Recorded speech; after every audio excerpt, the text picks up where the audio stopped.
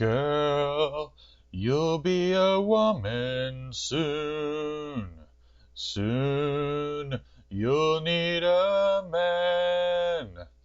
I love you so much, can't count all the ways I Hello, die for you, girl. everyone. Welcome to an episode of the Podcast Boys where I am joined by Connor Nielsen. Connor, how are you doing? I am doing very, very well. How are you doing yourself, Comics Kid? I'm doing just fine. Connor and I have a tradition going back a couple years where we talk about movies and TV shows starring Twin Peaks alumni after we exhausted all of Twin Peaks. And so we are talking about the 2019 adaptation of Little Women, directed by Greta Gerwig, starring Laura Dern, who is in Twin Peaks Season 3, as well as I don't know all of these actresses' names, but Emma Watson, Saoirse Ronan. Saoirse. Saoirse. If you see it spelled out, it sounds like what I just said, but Saoirse Ronan, the accuser. Yeah, like three vowels in a row. Yeah. And Timothée Chalamet is in it, and some other actresses whose names I don't know. And Florence Pugh is one of them. And so, Connor, what did you think of Little Women?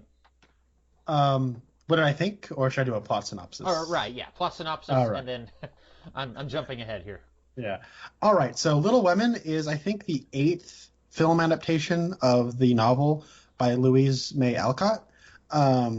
It primarily, so it tells the story of 4 sisters, primarily through the second oldest, who is Josephine, who goes by Jo. They're the March sisters. It's Jo, Amy, Meg, and Beth? Amy? Beth, yeah, okay.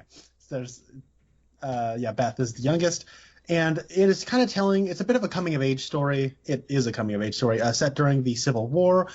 Their father is off fighting in the Union Army, while their mother is a volunteer and trying to make ends meet. They live next door to the Lawrence estate, where you have the patriarch of the family, played by Chris Cooper, and then his grandson, played by Timothée Chalamet. And Timothée Chalamet has a crush on Saoirse Ronan's character, Jo March, and it's really kind of a slice of life movie. But with this adaptation, there was a bit of a catch. It was a kind of a new modern update, structurally speaking, where a lot of the dialogue is just the same dialogue from the book. But the way they've structured it is that the book is told in 2 halves.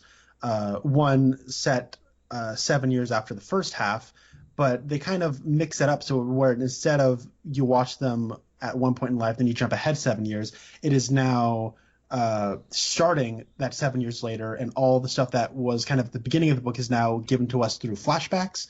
But I will say the flashbacks do make up most of the story here. So this came out last year. It was nominated for Best Picture. Saoirse Ronan and Florence Pugh got nominated for Lead Actress and Supporting Actress, respectively. Greta Gerwig got nominated for Best Adapted Screenplay. And Alexander Desplat got nominated for Best Musical Score and lost to Joker for reasons I will never know. And then you have, I think Joker's a fine movie. That musical score sucks, and it shouldn't have been nominated. And this...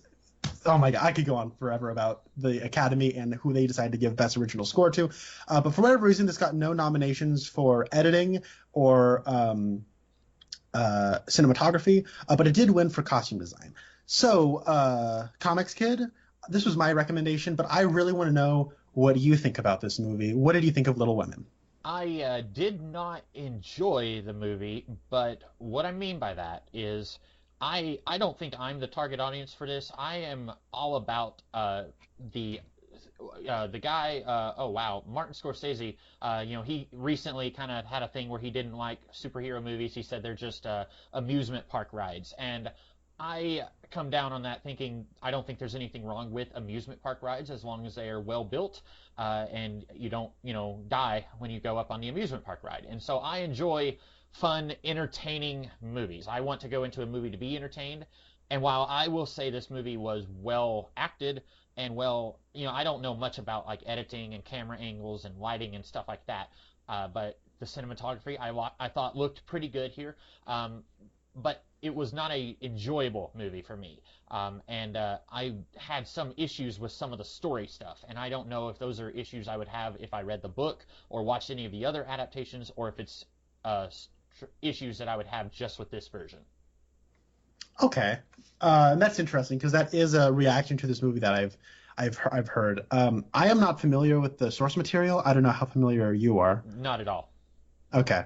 When I was a kid, Little Women was just one of those books I saw that girls would read when I was in elementary school. It was like that and The Secret Garden were like the two I always saw girls reading. Mm-hmm.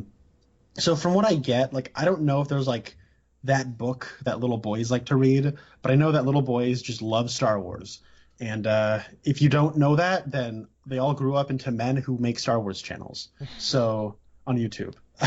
But so from what I understand, that's Little Women. The book is sort of like the it's like what Star Wars the movie is to little boys is kind of what like Little Women the book is to little girls. From what I'm just kind of become more aware of this since when this movie came out in December, and from what I gather, it's sort of like one of those things where all the March sisters are kind of archetypes for girls, and they're sort of that: are you a Beth? Are you an Amy? Are you a Jo? Or are you a Meg? But I'm not familiar with the source material either. But I do know that I loved this movie. This is my favorite movie of last year, and it's one of those things where, I mean, I don't really feel the desire to go and seek out another version of this story because I think this is just so good and it connected with me on such a deeper level. But I do want to, maybe I should. I know that in the 90s there was one that had Winona Ryder in it, and I know a lot of people swear by that version. So yeah, I love this movie. I see a lot of my own life in it, and a lot of the people that have been in my life. I see them in this, and I don't know. It's one of those things that I really connect to, but I'm also a sucker for coming of age stories. And yeah, so typically not really into period piece costume dramas, but I was really into this. And I think that it does a good job of having modern flair without sacrificing any of the classic material. Mm-hmm. I hope that this doesn't end up being a thing where I drag you down as because as I was watching it, I wasn't enjoying it, and I made some notes to kind of remember what I'm saying. So as I go through some of my notes as we talk about the movie, this is more going to be me asking you questions because I will acknowledge it's entirely possible that I'm just a big idiot and I didn't understand some of the movie. I know there was one part where I was having trouble figuring out, like, it was jumping between time periods, and I was having a little trouble keeping up with which time period we were in, because Beth, she was sick in both time periods, and so I have to remind myself, okay, Jo has shorter hair here, so that means we're in the past. But then there were some times where I'd be a little confused about when we were, and that probably would be something I wouldn't have as much of a problem with if I watched it multiple times. It'd be easier to keep up with that. But did you have any problems with that, or did you think it was pretty intuitive? I found it intuitive, but I can understand why somebody wouldn't. I have talked to a couple of people where they got a little tripped up every once in a while. Yeah, but I think they do a good job in terms of structuring it to where, okay, Marmie's not here right now. That means we're in the past because she's gone away to volunteer, and Jo cut her hair. Okay, and then now in the present, Amy's not here, so you're kind of aware of who's not in the house at that time. Mm-hmm. But I also think that beyond haircuts and where the characters are, the way the movie has been color corrected, the past has a much warmer color palette, and it kind of is like rose tinted, so to speak, and the present has a much colder color palette, more blue and gray. Yeah. I was noticing that in the scene, spoilers, by the way, for this story that's like over 100 years old, but there's a part in the past where Jo is up in the room with Beth, and then she wakes up and Beth isn't in the bed. And so Jo runs downstairs and she's like on the verge of tears, and Beth is sitting at the table and everything's fine. And then, everyone's happy. And then we cut forward to the present day, the second time period, and same thing happens, same shots and everything, and then she comes down and Laura Dern is crying at the table, and so, okay, Beth has died now. And so I was noticing the color, especially right there. I think that's where it's most obvious to me. Yeah. I remember when I first watched that was where I kind of started to pick up on that too. So let's get into this. You got some notes. Why don't you lead us? Yeah.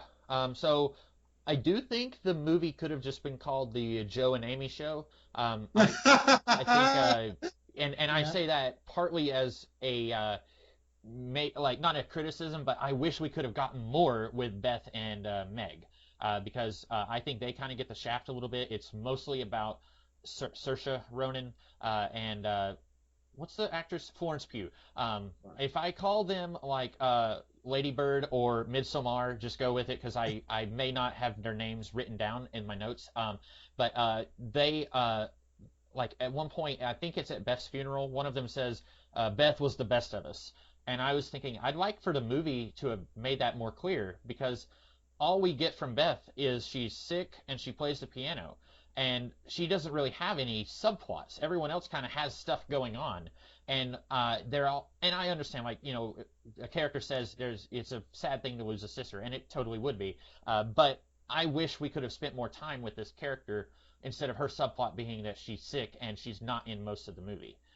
So I wrote in my notes somewhere like this almost could have benefited from being a mini series, but then I don't think people would have watched it. I think a lot of people would have ignored it if it was 4 to 6 hours long.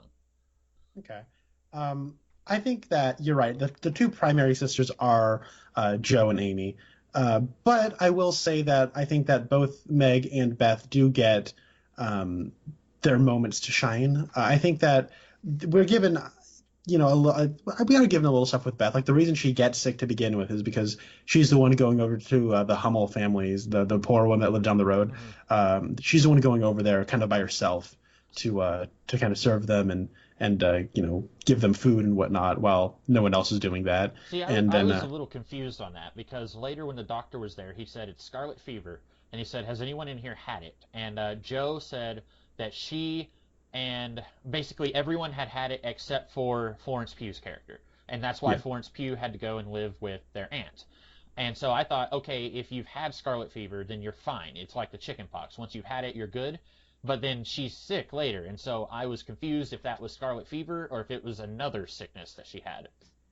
Yeah, it's a little ambiguous. They say that like the fever worsened her heart, so I think that the scarlet fever weakened her heart or something. And before it could like get all the way back to normal, it got affected later in life. That's a little that's a little not unspecified, but I don't know. I think it's fine. Like she was sick and then she got sick again. But you're right. Her primary function is to get sick. Yeah, and I do think we get more with Emma Watson's character, Meg.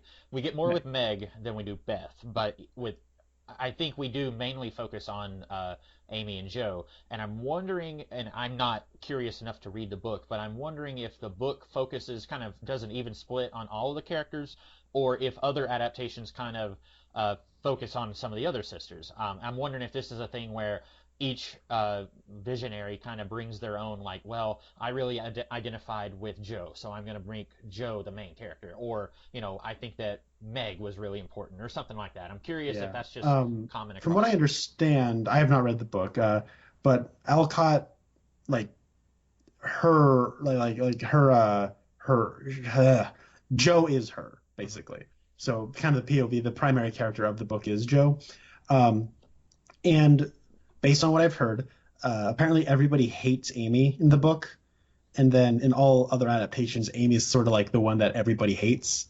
And now I like this version because, when I watch it, obviously Amy and Joe have antagonistic relationships. They butt heads more than any of the other sisters. But I do like Amy, and I think that she's a very well-written, well-realized character.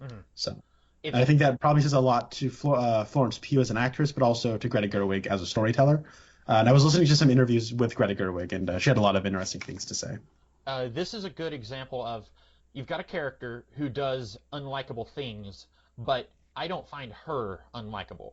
I have talked before about other fictional characters who will do something despicable, and then someone else will come to that character's defense and say, well, that's reality. People will do bad things, but they're not necessarily bad people. And I'm saying, yeah, but I'm not feeling it. This is a good example of, at one point, Amy, who is Florence Pugh's character, she wants to go out on a date with her Hermione and Lady Bird. And I'm sorry, I knew that I can't keep up with all the names. And they're saying, no, you're going to stay home. And she's kind of acting like a little brat, saying like, and she throws something at them and they leave. And then she goes and finds Joe's notes, because Joe wants to be a writer, and she writes stuff down all the time, and she burns the notes to get revenge.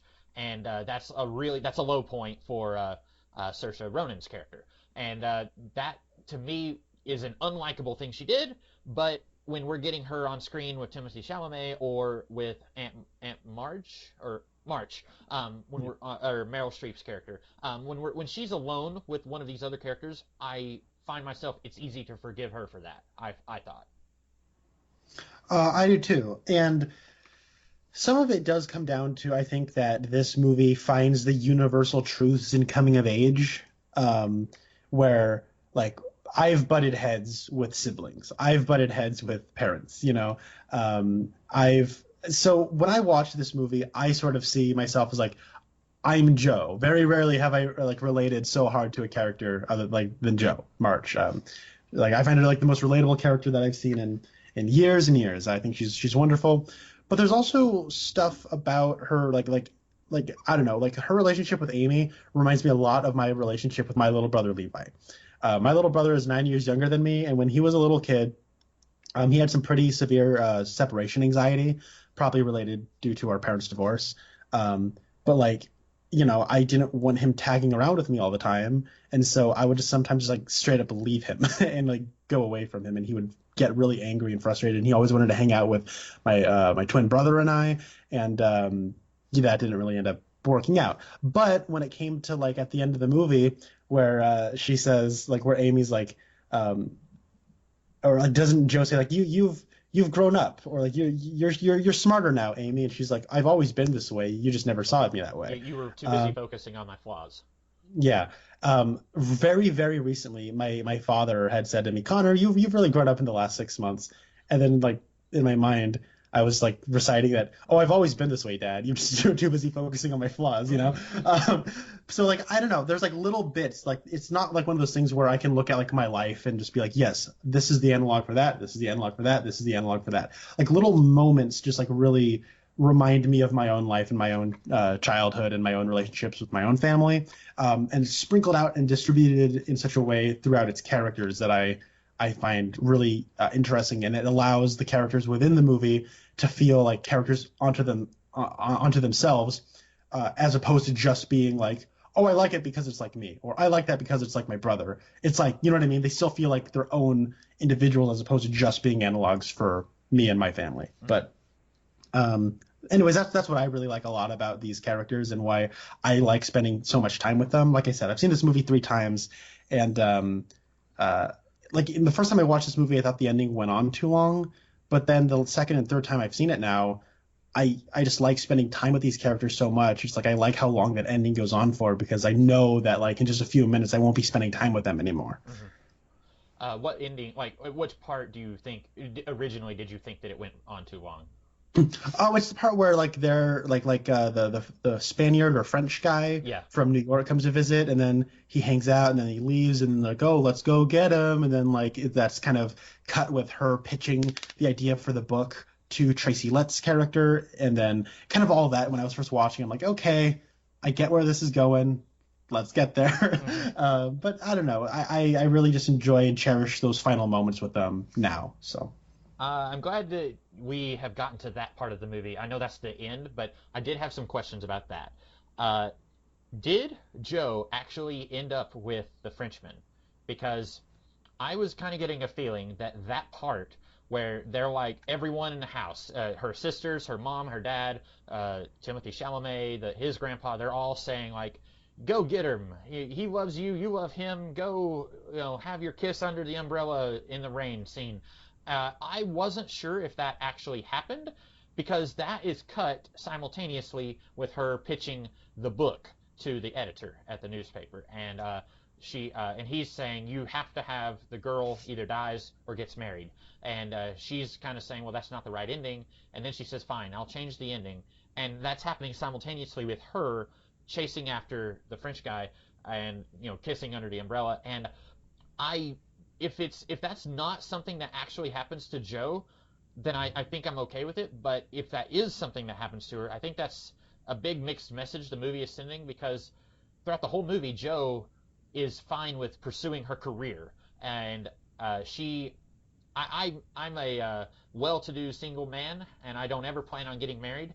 And it seems like every week someone asks me why, or they ask me when I'm going to get married, and I want to strangle them until the bubbles stop coming up. But I would love for a movie to give us a strong, confident character who says, I don't need that. I'm just gonna become a novelist or become a plumber or whatever, and I don't have to get married. There's one part in the movie that I wanted to print that out and put it on a shirt where Emma Watson says, just because my dreams are different than yours doesn't mean that they're wrong, or something like that. And It that's doesn't mean that they're not important. yeah. And so like Saoirse Ronan is saying, like, you don't need to get married. That's stupid. And Hermione is saying, I do want to get married. I love him, and he's not rich, but I love him. And then later, it's almost like the movie is backtracking on that, and we don't see her get married, but she chases after the guy at the end. And he was hardly in the movie anyway. He's in it near the very beginning where he criticizes her writing, and then it's like 80% of the movie where he's not there. And so I almost think you could have taken his character out of the movie, or you could have just said, hey, let's be platonic friends. You were right to criticize me. I was writing what that guy wanted. I wasn't writing what I wanted. You were right to criticize me. And then they shake hands like friends. That, I don't know, like that. What do you think on that ending there? Yeah, I completely understand where you're coming from. I really like the ending. So I understand where you're coming from, where it's like, I don't know. I feel like the movie is very nuanced in the way it approaches relationships and stuff. And like the end of Act 2, when Jo has reached her lowest point, is when she's like, I'm going to ask Laurie to take me back, And then that choice kind of gets taken away from her because Amy sniped that. And then she's able to get to the letter in time and rip it up, right? But that being said, like that is like the low point. And I feel like just because she's deciding to they're not mutually exclusive. Just because she's able to engage in a relationship with a guy and make that the ending of her book, that doesn't mean she's getting married to the guy. Okay. See, and I knew, the movie doesn't show them getting married, but her chasing after him, I felt like was kind of symbolic of she's going to have a go at having a relationship also. And I thought that was, I don't know. But she, it's one of those things where throughout her whole life, like what she loves and cherishes is the companionship of family. Mm-hmm. But as she's getting older, that family's going away. Meg gets married. Mm-hmm. And kind of what my favorite edit of by the way, I think this movie is marvelously edited, but my favorite edit of the movie is where Meg is getting married, and it almost is like this whispery voiceover, like it's a Terrence Malick movie for a second, where she's like, I can't believe childhood is over. And it's kind of like how she's marking it, is that like her older sister is now a woman, right? And she's not far behind. And then her youngest sister dies, and then Amy gets married and stuff, and like her dad's back home and stuff, and now it's like these aspirations and dreams and goals she's going for, like she's still kind of achieving them, but she has that great monologue where she's talking about how she's so sick of love being all that a woman's good for. But then at the end of that monologue, she kind of stops and says, but I'm so lonely. Mm-hmm. And like that's great. I know exactly how she feels in that moment, because I don't know, I remember I grew up with a twin brother, and like we had each other's backs all the time. And I remember when my brother he got a girlfriend before I did, like his first girlfriend before I did, and he started spending all his time with her. And I got really lonely. You know what I mean? Mm-hmm. And all of a sudden I was like realizing that I needed, like, that's like the basis of my entire like personality was I always have somebody there to like talk to or bounce ideas off of or like relate to, and so it was like I didn't necessarily need like a relationship, but like I needed like a romantic relationship, but I feel like I needed some kind of relationship, some kind of like friendship or whatever to just talk to somebody, Mm-hmm. And luckily that's around the time Who Reviews the Reviewers got started, so I met a lot of friends that way. Including you, Comics Kid, and our colleague Rasco and stuff. And so I feel like her going to pursue Frenchie, whatever his name is, Frederick. When she goes to pursue Frederick, it's one of those things where it's like, is she just not going to date a guy because she said she would, and she's just kind of being stubborn and, committing to some kind of rule she set for herself when she was a child, or has she kind of grown into that phase of her life where she realized she does want other things besides just success? Because now that she's getting success, she realizes that she might want other things in life as well as that success. So I think I like it. Yeah, and you raised some valid points. If anyone from Hollywood is listening, I want one movie before I die where the main character doesn't end up with someone and they are completely okay with it. Just one movie. Everyone else can get with each other, because you were saying, is she just being stubborn? A lot of people who ask me, well, why aren't you getting married? I just don't get it. I got married and I'm happy. Surely you're exactly the same as I am. And I just want to get out my Hermione Granger shirt where she says, just because my dreams aren't the same as yours, and I just want to like shove it in their face, say, look at her. Because like, to me, like, yeah, and maybe, this whole quarantine thing, I've seen three kinds of complaints. I've seen the people who are like, they're worried that they're going to lose their job. That's a valid complaint right there. They're worried that someone they know or love is going to die. That's a valid complaint right there. And then you have the people, the extroverts, who are complaining because they can't spend time with people they know. And I want to slap them in the face, because like the nervousness that they are feeling in quarantine, in exile, that's the nervousness that me being an introvert feels all the time when I'm around people. And so like this whole like staying in the house for weeks at a time and only leaving to like get the mail, that's been like a dream come true for me. And so like I think it's just different strokes for different folks. For me, I didn't have to have her go after a guy at the end, although I do have some notes on her and Timothy Chalamet later. But now that you've kind of explained that about she wants someone, I like it a little more now that you've explained it. I'm coming around on that. Okay. Yeah, no, that's an ending that the first time I saw it, like I kind of chewed on that for a while, where I was like, what's going on here? And I did have to like really kind of think about that. And it wasn't until like a second viewing where I felt kind of swept up in it. And I feel like that ending kind of throws you for a bit of a loop. And I was also just kind of anticipating, okay, let's wrap this up now. And I'm like, oh, now it's also throwing me for a loop. I thought this movie was over. I thought I had already packaged this thing, but now I need to unpack it. So, yeah. The ending of the movie is but I should say though, what I like is in an interview, Greta Gerwig said something that was like really awesome, and kind of like was the impetus for why she structured the movie the way she did. She had said that for whatever reason, in stories, it just feels right for people that whoever the first potential love interest that like your hero meets, that's the one that the audience wants them to end up with, right? So in the book, the first one that Joe meets is Laurie, and so for like a century, decades and decades, you've had people saying that Joe should have ended up with Laurie, Joe should have ended up with Laurie, Joe should have ended up with Laurie, and then the way she structured it is that the first guy she really meets is Frederick, and they have like a couple of scenes together to where you can kind of start to understand a relationship, and then she has to like go back home. And then our first scene with Amy, she meets Laurie. So that way it's kind of like setting them up to become an item later as well. And then it's not through the puzzle pieces we're getting in the past that we understand that history. But I thought that was kind of interesting, because I kind of think she's right that you kind of grow attachment, because like when you see that first click of two characters that are potentially love interests with one another, you think they should end up together, So yeah, from a movie making point of view, I can definitely see where she's coming from. Now, after I just spent like 10 minutes ranting about how Joe shouldn't have ended up with anyone, I want to get to the part of the podcast we will call I think she should have ended up with Laurie. Here's where I come down on this. I have two parts of this. Joe said when Laurie proposes to her, and I can't, because of the structure of the movie, I can't remember if this happened for us first or if the conversation between Amy and, because there's one part where Laurie proposes to Amy, and then there's one part where Laurie proposes to Joe. When he proposes to Joe, she says, "You and I, we would just end up killing each other. We would be butting heads with each other, basically." And I did not see that in their relationship. I thought these two had really good chemistry with each other, and what little we see of them, I thought they seemed like a natural fit. And I already knew, because it was like in the first 10 minutes of the movie, in the present day, when Amy said to Laurie, "I'm sorry that Joe turned you down." So we already knew that relationship wasn't going to work as of that point in the present day.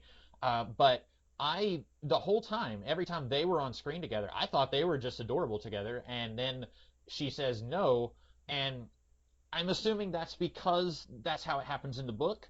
But I didn't agree with Jo when she said, "You and I would just we're too similar, or we would not get along with each other," and I didn't really agree with that. I don't think she's entirely speaking the truth there. Mhm. I think she just doesn't want to be with a guy because she's still committed to her dream of becoming a writer. Mhm. And so she's just kind of coming up with whatever reason feels right to her. I don't know. I felt this way like when I was in high school. Obviously, I feel like most teenagers are romantics, hopeless romantics. But I was the kind of like emo kid who was like, no, I'm not a hopeless romantic, man. And obviously there was this one girl, just the one girl I wanted to go after, right? Because I couldn't have crushes on multiple girls. I had the one girl I wanted to go get, right? And I was always too nervous to have a spine to like go up and just talk to them, let alone ask them for like a number or like if they wanted to hang out or like date or whatever, right? And I would always come up with these excuses. I'd always be like, no, I'm too shy, you know. And besides, there's like a social order to things. If I go up, that disrupts the social order. And you know what I mean? Mm-hmm. And that's how I'd always justify not going for whatever was there. And I feel like there's a lot of that in Jo's like kind of ramblings. What? We can't be together. I mean, you know, you're studying to become a Jedi. I'm a senator. Yeah, well played. So I don't know. By the way, I think that scene is absolutely wonderful. But also, I don't know. I've seen relationships end with similar sort of rationale, where two people I've known that seem very, very cute together. He's more into her than she is into him, because she has, you know, aspirations beyond just settling down with a guy she likes. And I've seen that happen. And I don't know. Maybe it's just because I've seen it happen. I'm more susceptible, and maybe it doesn't work on a story level. But I don't know. I was kind of putty in the movie's hand by that point. Mm-hmm. Well, my next part of that, when Laurie proposes to, well, it's not exactly that he proposes. He tells her not to propose to Fred Vaughn, and she says why, and he says, well, you know why, and then she says, I have been a second to Jo my entire life. Don't settle for me when you always wanted Jo. And I agree with her. I felt like at that point, it was weird to me. At one point, he's at the dance with Meg, and he's telling her that she's beautiful. Then he's over here with Amy, and he's wanting to get with her after he spent most of the movie wanting to get with Jo. And so I like Timothée Chalamet. I think he's doing a really good performance here. This is the first time I've ever seen him in anything. Looking forward to Dune. But I was not on board with his character at this point, because when she said, you just want to settle for me because you can't have my... She's younger than Jo, right? Yeah. Okay. Yeah. You just want to settle for me because you can't have my older sister. I agreed with her there. And then she decides not to propose to Fred Vaughn, and then the next thing we know, they're married. And I thought that happened way too fast.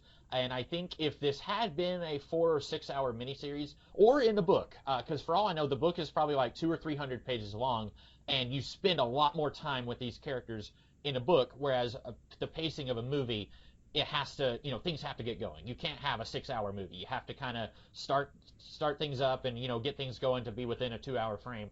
But I felt like the relationship between Amy and Laurie wasn't developed enough for me. Okay. I can understand that. In rewatching it, like I feel like maybe that's a qualifier people won't like, but I found that like in rewatching it, like those early scenes with them, now that I've been through it, I kind of understand where that's all going, and I find those earlier scenes more potent. But I think that like one of my favorite scene with Timothée Chalamet that isn't the big scene where he's in the meadow with Jo and he's like talking and like spilling his heart out to her and she's rejecting him. That's my favorite scene with him. But my second favorite is where he's talking with Amy when she's like talking about how like marriage is very much an economic proposition, and like she's like it's like I am not gonna feel like ashamed of like acknowledging that I want to get married so that I can be secure financially for the rest of my life.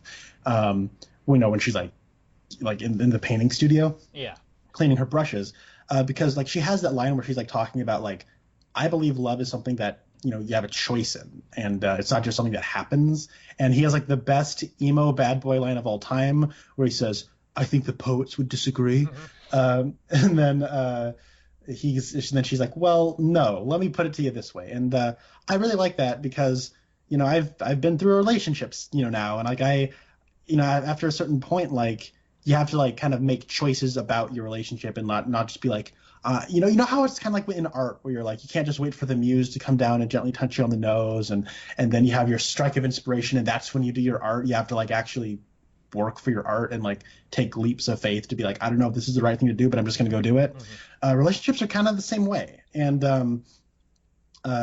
you have to choose. Like, for example, when it comes to like marriage or whatever, like you have that young love when you're a kid, and you want to like get with a girl or whatever, and it's gonna be magical, and you'll have babies and a family and yada yada yada whatever. That's kind of like what happens with Meg. Is like she kind of has the storybook romance she always kind of wanted, but after she gets married, it's not really a storybook romance anymore. There's like actual hardships and choices that they have to make. Mm-hmm. But when it comes to like marriage, like that is a choice you need to make about something, like that's something you have to like weigh and like think about the practical elements of. And like, I've been in relationships where I'm thinking like, okay, if I get married to this girl, like family, like, do I want to like, that's kind of something you think about is like, do I want to get married to this girl and like have her family be, my family as well, and like, that's something that kind of goes through your head. But when it comes to like that, I think Laurie kind of takes something from that, because the next scene he has with Amy after that scene is where he tells her not to get married to Fred Vaughn. And I think that's because he's kind of realized like Joe is never going to happen. Mm. And he's kind of become a bit of a drunken wreck. And it's like at the beginning, he's kind of just played as like a kind of a jerk. But kind of going back to it, there's like a little bit more sympathy. And I think I have more empathy towards him, where it's just sort of because he's heartbroken and he never had a backup plan. And he just kind of is like kind of wallowing in it and kind of becoming kind of self-destructive. And I mean, I've seen that in people I've known, and I think it's very sad. And kind of seeing Amy as like this person who's always been there and she's always loved him. And he's just kind of thought like, oh, like maybe it's time to make a choice to like be with this person. It's not as romantic as being young and in love, but it is like, I'm going to choose to love this woman, Yeah. So.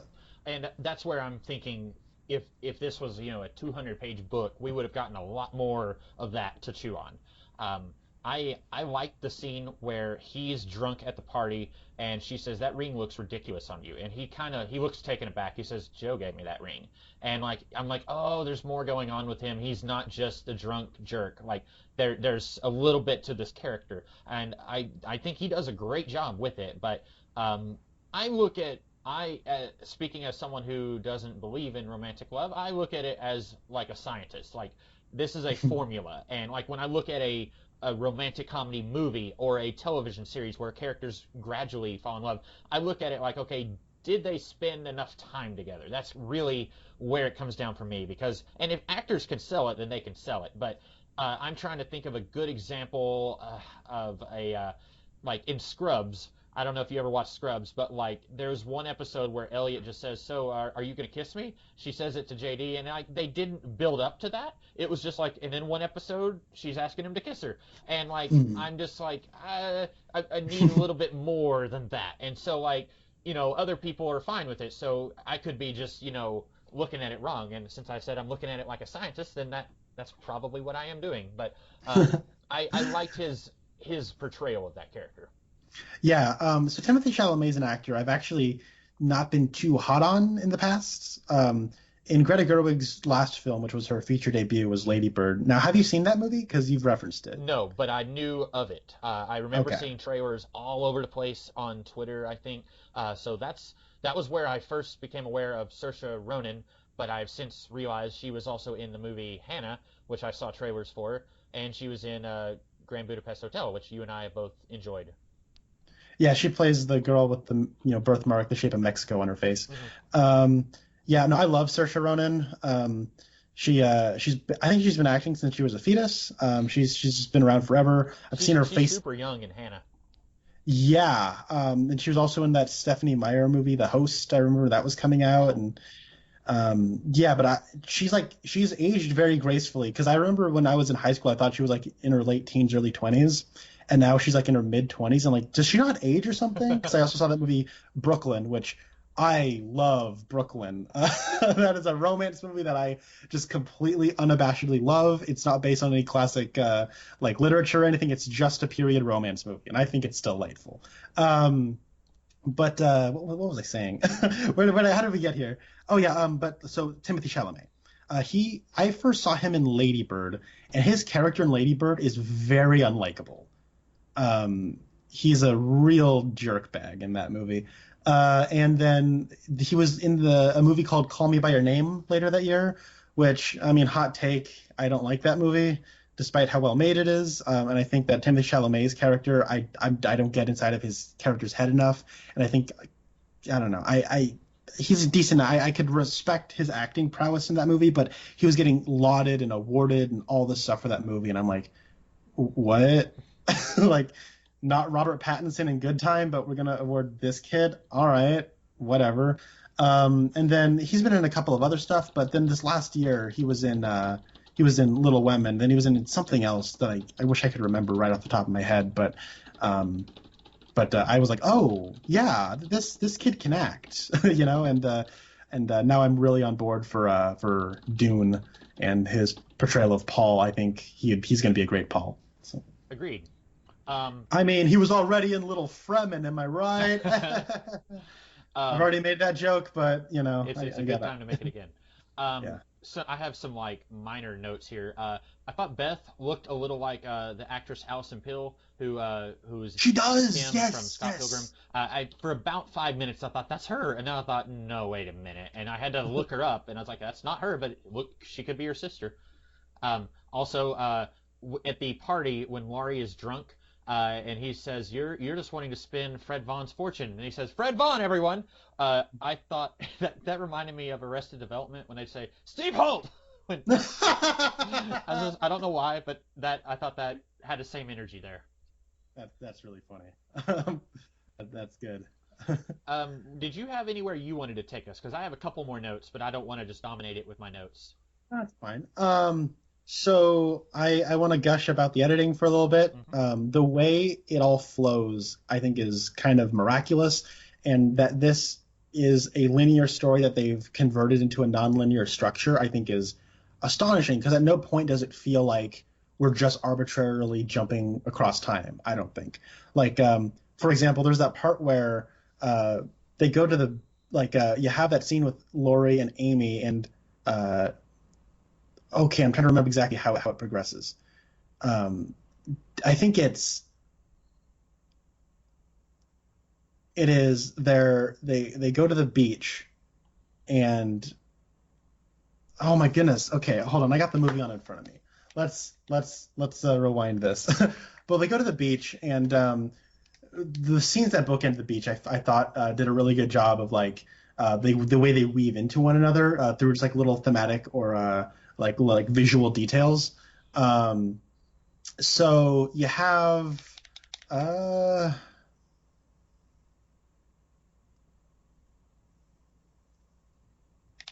right, so yeah, you have the scene where Amy and Laurie are talking in the art room, and she's talking about how she's going to get married to Fred, right? And then the next scene is that first scene on the beach, and that's where that's the day she met Fred. But then in that scene, she's drawing a picture of Laurie, and then in the next scene, it's the next scene you have with Laurie. Sorry, that scene transitions into the present day, where like you have the direct, like, okay, that was one scene on the beach, and then now we're having another scene on the beach, right? Like, you know, juxtaposing the past with the present. And then the next scene after that is Amy and Laurie hanging out, and she's drawing him again as he's kind of lounging on the lawn, and then he sees that picture of her that she had drawn all those years ago. Like the way they are like kind of like weaving just like the environments, but then the next scene after that is deliberately coming after like that future beach scene, because you got like the picture of Laurie that had been drawn in the past beach scene. You know, like I think it's so smartly put together that it feels so elegant, and it moves almost like a musical to me, like, or like a not like a musical film, but like a piece of orchestral music where like themes and like little musical ideas will come in and out and whatnot. It feels like that. It's almost like symphonic, and like it's really elegant, and it flows so well. Like I can't just watch a scene from this movie. Like I start watching it, and then like I have to watch multiple scenes because there's not very many stopping places. Like it kind of moves almost like sort of montage-esque, but also kind of like in a dreamy way. It just keeps going and going, and I think it's just so good at doing that. Yeah, I'm very curious about the book. I'm not going to read it because I just don't think I want to read it. But it reminds me of the book It. So like in the book. I am so glad you brought that up. I have something to say, but you say what you're going to say So first. in the book It, and also in the 1990 TV miniseries It, you jump back and forth between the 50s and the 80s. And it does kind of a similar thing that this movie does, where it's like some of it is set here, some of it set at a later time, and it's got multiple characters interacting with each other, and subplots kind of intersecting. Then you had the movie It Chapter 1 and It Chapter 2, which I have not seen, but they do what I think is kind of a bizarre choice, and they take all of the scenes in the past and do them as one movie, and then they do them as adults. And to me, Little Women, I don't think I would enjoy it if you said, let's take all the scenes in the past and do them here at the beginning of the movie, and then we're going to cut forward 7 years and then do all the scenes set later in the movie. I think that would be truly weird. I don't know how that would flow. Now, I have not watched any of the others, so maybe they do a really good job and pull it off, but I think this, like, I was surprised when you were explaining this and saying this is the first time where you're jumping back and forth, because that makes a lot of sense to me. I don't see how else you could do this movie without doing it like this movie did. Yeah, and that's why I've said, like, I have no desire to seek out another version of this story. I probably will, but right now, to me, this is just like a great piece unto itself that I just want to hold on to, But regarding It Chapter 1 and 2, I'm glad you brought that up, because I was thinking about this while I was watching the movie. So It Chapter 1, I think, is a fine horror movie, and It Chapter 2 sucks, like, a lot. Like, it's really, really bad. And one of the reasons why It Chapter 2 is so bad is that it's 3 hours long, and it's horribly needlessly 3 hours long, where I think like the middle hour and a half is just like the same scene repeated 6 times, where you got like, okay, we got this member of the Losers Club. They need to go get their token. So then you have a scene where they go into an environment, see something that reminds them of when they were a kid, flashback to a scene that was not in It Chapter 1 but should take place somewhere in It Chapter 1, I guess. And then they have, when they're a kid, they have an encounter with Pennywise, and then in the present they have another encounter with Pennywise, but then they get their token. And then you have another member of the Losers Club. They walk into a room. Then they have a flashback to when they were a kid in It Chapter 1, but it's not a scene we saw in It Chapter 1, and they have an encounter with Pennywise. And then in the present, they have an encounter with Pennywise, and then they get their token, and it's that 6 times. And it's like makes you want to pull your hair out. It's like so repetitive and just like, this is the movie you made, like, why did you edit it this way? But then you get like this movie, you get a taste of all 4 of the sisters at the beginning. Like, okay, this is where they are in their lives, right? Jo is writing in New York, and she's writing to get some money, and she's pursuing her dream. Then you got Meg, and she's got, she's buying some clothes, but they might have some financial stuff, and then she makes an impulse buy on some fabric because she gets pressured by one of her friends. And then you got Beth, who's sick, and then you got Amy, who's in Europe, right? And then you jump into the past. But then every time you come back to the present, it's not like you check in with all 4 sisters again. If it's only required that she's coming home, here's the little mailbox that Laurie made when they were a kid. Oh, what's this mailbox? Bam, you get a scene explaining where the mailbox came from, right? And it's this funny little scene where they're all playing like, British people. Yeah. And then it jumps back to the present. That explains where the key came from. Then they go in. And it's like you don't require to check in needlessly. Oh, what's Meg up to? How's that dress coming along? You don't get follow-up on that dress until like 30 minutes later when she's talking to her husband, because at that point you know who her husband is. They're holding off that information until the structure catches up with it.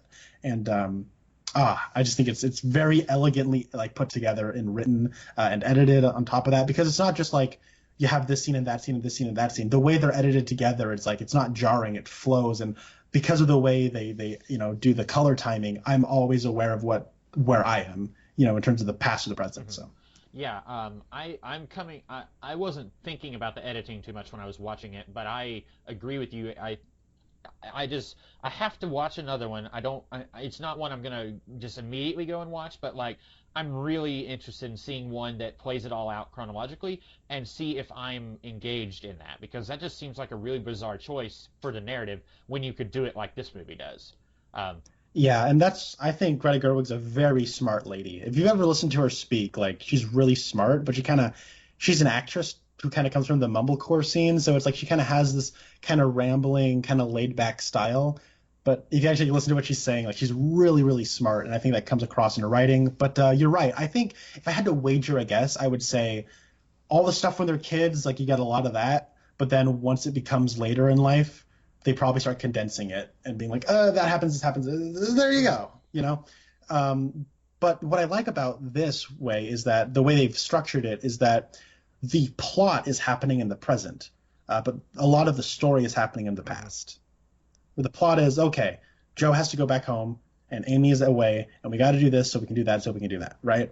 But then it's interspersed with why is she coming back? Why does Beth care that Amy's over there? Why does it matter that Meg has like these these kind of struggles with finances and her husband and all that? It matters because now we're getting the past and we're getting the backstory, and that's constantly framing why we should be caring about what's happening in the present. And I feel like if you just kind of played it straight, it would, or at least the way it's played here, is just like a series of moments of life that don't really have like a cause and effect to one another. It's like little moments from history of like, this happened, or Meg and Joe wouldn't let Amy come to the play, so then she burnt the book, and that explains that. Because there's that the way we get that backstory is Laura Dern says, hey, your sister is still in Europe, and then Joe says, yeah, she's always had a knack of getting out of the hard parts of life, and then she says, don't be angry at your sister. And that cuts back to when she did like the worst thing ever for an artist. It's like just destroyed the art. And that ends, but it's not just here's a little story about when she got angry at her sister. That flashback ends with Laura Dern saying, I'm angry almost every day of my life. And so that adds like a through line to that entire flashback. And that's the end of that little micro story. It's like a little chapter. So I feel like if you played it out linearly, I mean, I'm speaking out of my butt here because I've not read the book or like watched any other version of the movie. If you were just to kind of play this out linearly, it'd be like, this happened, then that happened, then that happened. Anyways, later in life, here's all this plot, So I like the way we play it here. did you watch the post-credit scene where Joe burns one of Amy's paintings as revenge?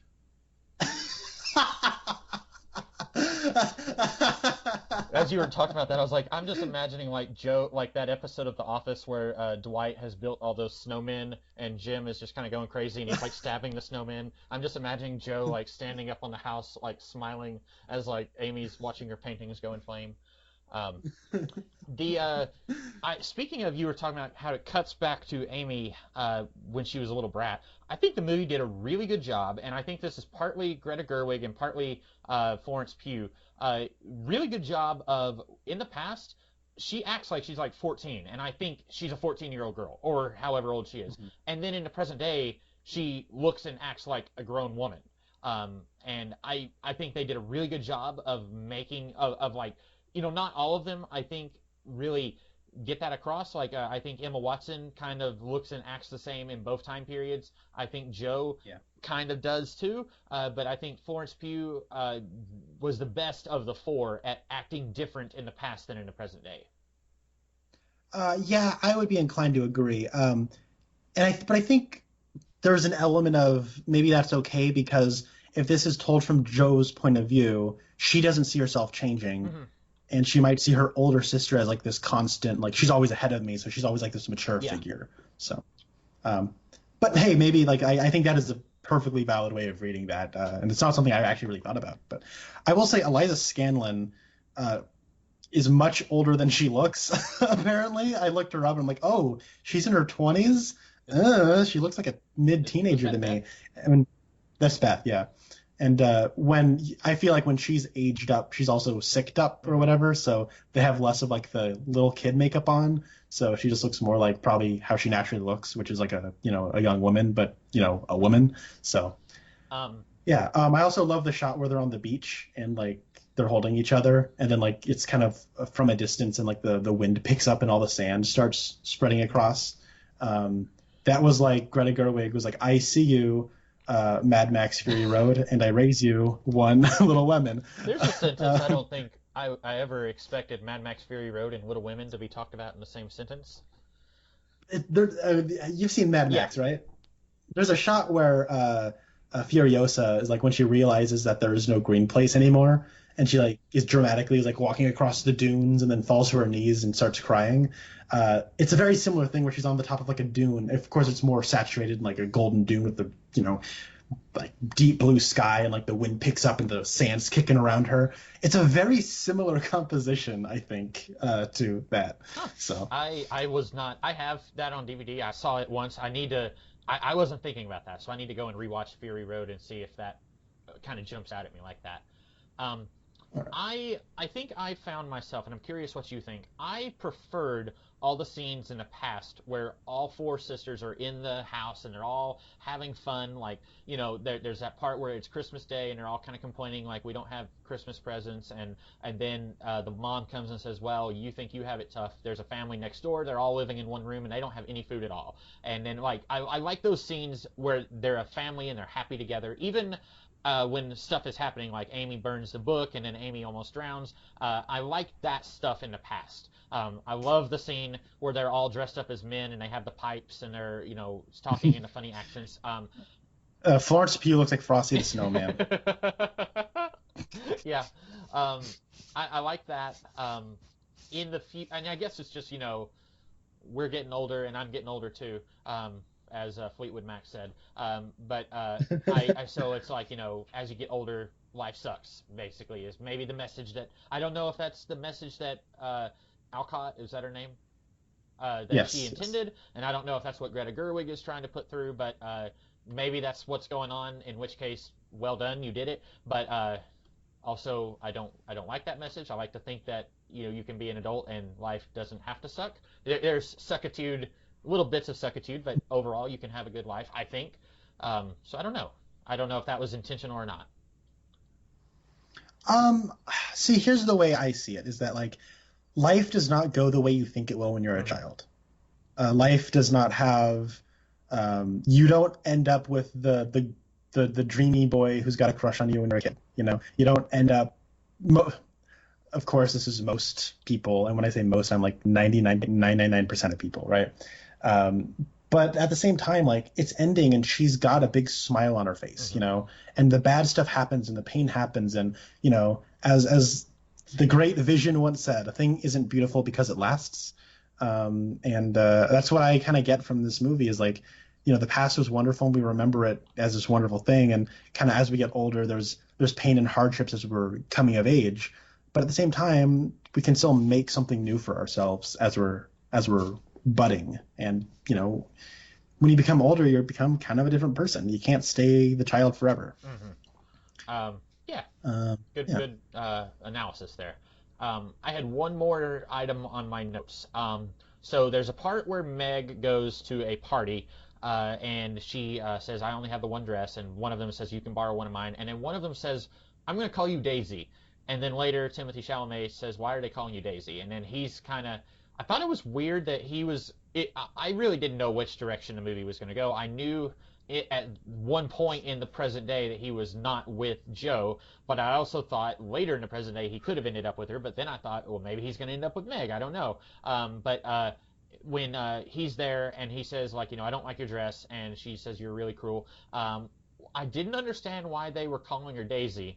But then later in the movie, when Aunt March has died and she left the house to Joe, and then Joe says, I'm going to turn it into a school. We'll do it for Daisy. And so I feel like I was missing something. Did Meg name one of her kids Daisy? And I think she did. So why were they calling her Daisy in the past? That was just like a nickname Okay. they gave her. And so she's probably remembering that little moment of like, oh, I had a nickname of Daisy once, and I want to name my daughter Okay. Daisy.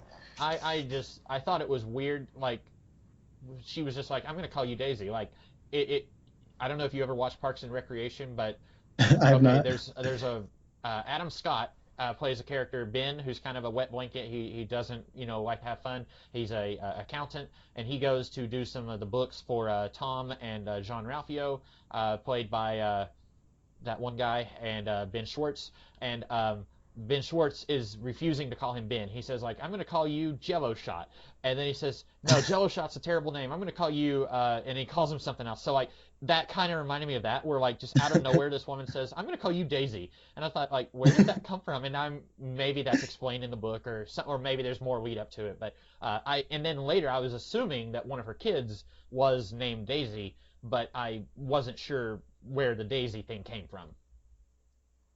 Yeah, no, I just took it as she's kind of getting. I don't know how girls are when they're that age and becoming friends for the first time. I don't know. I guess in this instance, somebody gave them a nickname, and that's kind of how it happened. It wasn't a deal breaker for me. I was a little mildly confused. So I've got a question. How did you feel about Laura Dern in this? Because that is the reason I picked this. She's not in it a lot, and it was like almost 3/4 of the way into the movie before we saw her volunteering, like giving blankets and stuff to soldiers and families of soldiers. And so for a good portion of the stuff set in the present day, I didn't know where she was. And then there's one part. I'll put a pin in that and get that later. But I liked her performance, but she's not in it a whole lot, and so I didn't get. There's just a couple of little nuggets where I really like what she's doing, but then for most of the movie, I realize she's not really here a whole lot. But when she's here, she's really doing a good job. Yeah, I like her. She has this kind of gentle sweetness about her, but when she speaks, it sounds like she's like holding back like a lot of feelings. And I think she does a really good job of managing that. I think she's just a fantastic actress. I'm glad she's finally won her flippin' Oscar. It took somebody from the Lynch crowd enough time to win something, but if it had to be anybody, I'm glad it was Laura Dern. So. I liked the moment, and this might have been Laura Dern improvising, or this might have been Greta Gerwig adding it in the script, but I liked when there's that guy who said, I have 4 sons in the Army, 2 of them died, one of them's in the hospital, or one of them died, one of them's in the hospital, and one's in prison, I think, or something like that. And then she says, okay, let me get you a blanket. And then she takes off her scarf behind, like she's turned away and takes off her scarf and puts it in the blanket. I thought that was a nice touch. She's the kind of person who, if she had 2 cents to her name and someone else didn't have anything, she would give 1 cent to that person. Like, just endlessly kind. If they made a Superman movie right now, she's who I would want to play Martha Kent. Like, and not even kidding. Like, I think she would be this kind of kindness that she passes on to her kids and teaches her kids. That's what you would want the mother of Superman to have, right? Like, she would teach that. I mean, speak for yourself. I want her to say, do whatever you want. You don't owe this world a thing, That's what I want from my Martha Kent. You sold me. You're right. But I like it. I like what she's doing. But yeah, I don't have any criticisms or anything. I think she's doing a solid job. Yeah. It was cool to see Bob Odenkirk show up. Yeah, I didn't expect that.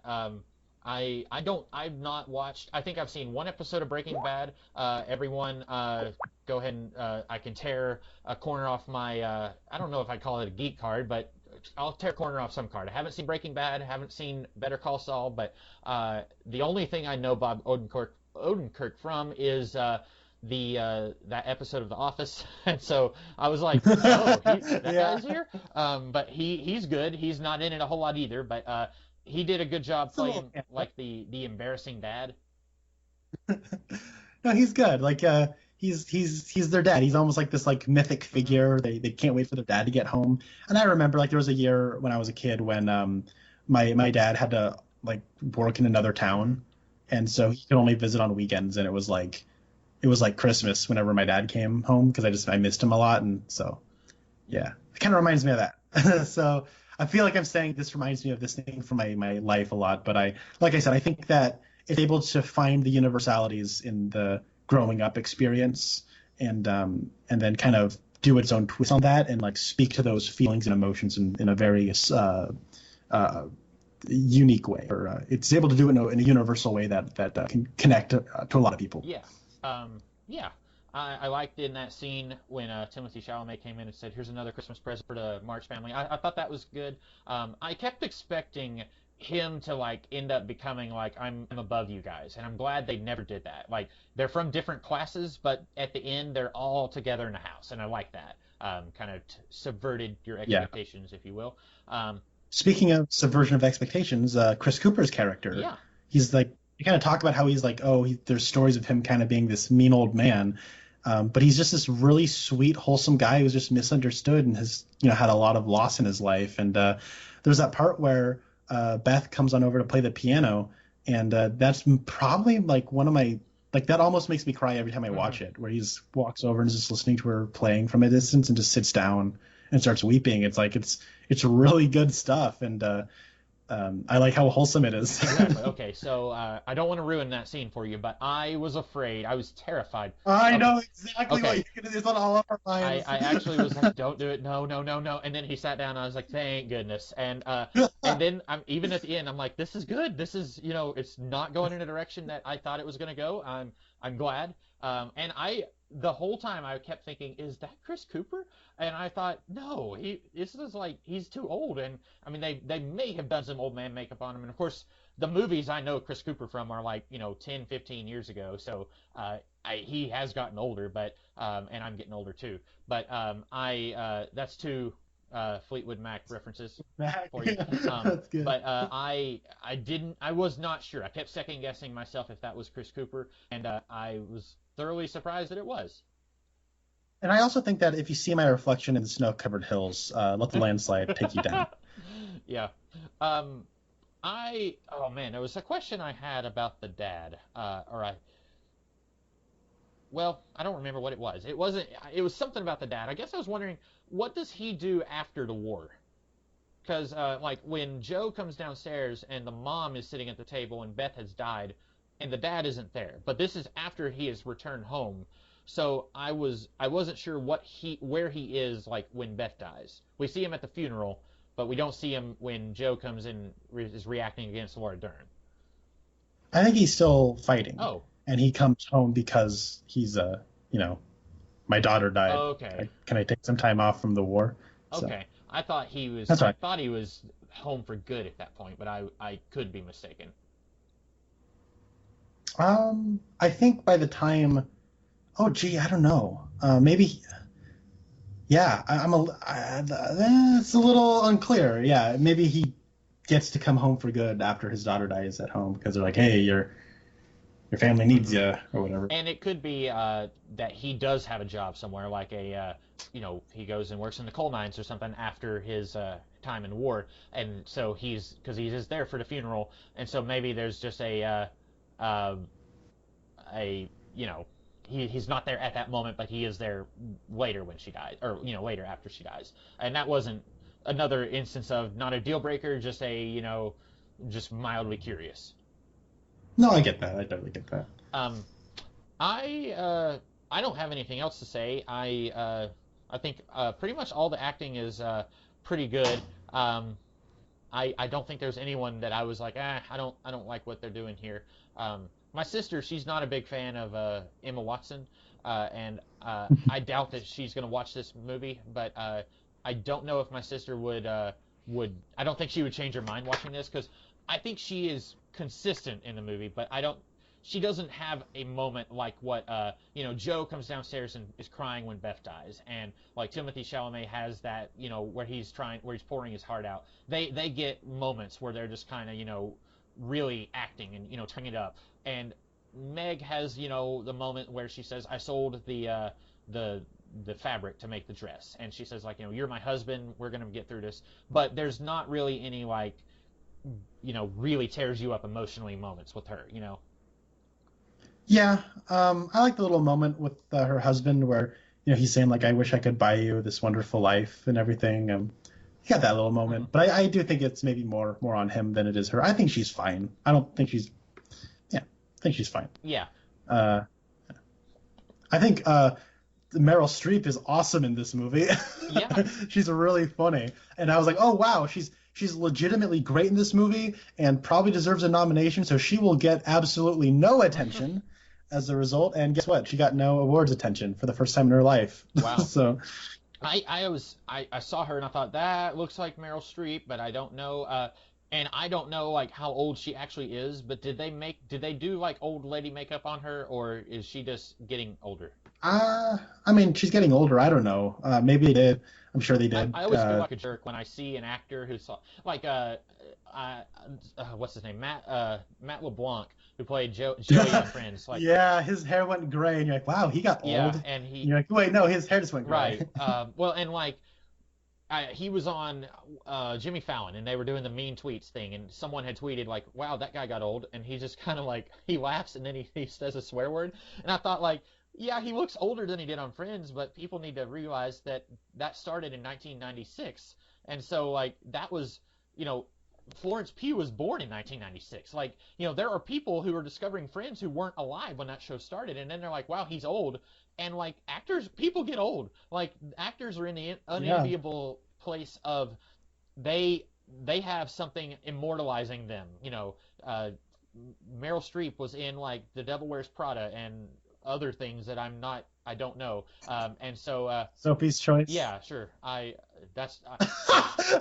American classic film, Sophie's Choice, often referenced. Oh, yeah. Comics get 29. Yeah, sure. I you know what I said at the beginning. I'm all here for the entertainment, and I know. I just thought it was humorous. Yeah. Never change. Please never change. Was she Cruella de Vil in the 101 Dalmatians live action? No, that's Glenn Close, who is like same era, same generation, similar respect. But you know, Meryl Streep started acting probably in the 80s, and so like people were like, I'm over here asking like, is this what she looks like, or did they do a little bit of touching up movie magic? And I feel bad if that's what she looks like. I'm not trying to say like, you know, haha, look at the old person point and laugh. I'm not trying to say that. I was just curious if that was some really well done makeup, because there's one part where she looks significantly older, where somebody, either Amy or Joe, brings her some food or something, and she has like bags under her eyes, and she looks really older. And then like there's other parts where she doesn't look quite that old. Yeah, and a lot of this, there is time hopping, so that's most definitely a part of it. But yeah, no, I thought Meryl Streep was really fun in this movie, and I just think everybody's great. I love these people. I want to spend time with them all the time. This is gonna probably be like my Christmas tradition movie, like, or anytime like December rolls around, I'm gonna put on Little Women. If I ever have a daughter, I am raising her on this movie.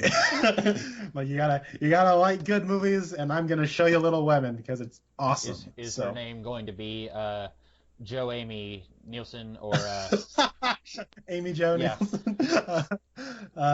Who knows? You'll never know until it happens. But at this rate, I got no daughter coming anytime soon. So that you know of.